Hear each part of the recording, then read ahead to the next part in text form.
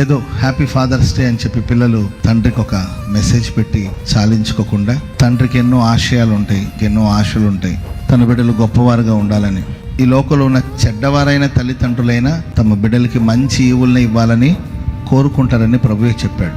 పిల్లలకి అది అర్థం చేసుకోవడానికి కొంత సమయం పడుతుంది. యవనస్తులకు అసలు తండ్రి యొక్క విలువ అర్థం కాకపోవచ్చు. అతనికి తండ్రి విలువ తెలిసే లోపల తండ్రి ఉంటే మంచిది, కానీ తండ్రి లేకపోతే ఆ సమయానికి అది అతని జీవితంలో ఒక విషాదంగా మిగిలిపోతుంది. కొన్ని మనకు అర్థం కావచ్చు, అర్థం కాకపోవచ్చు.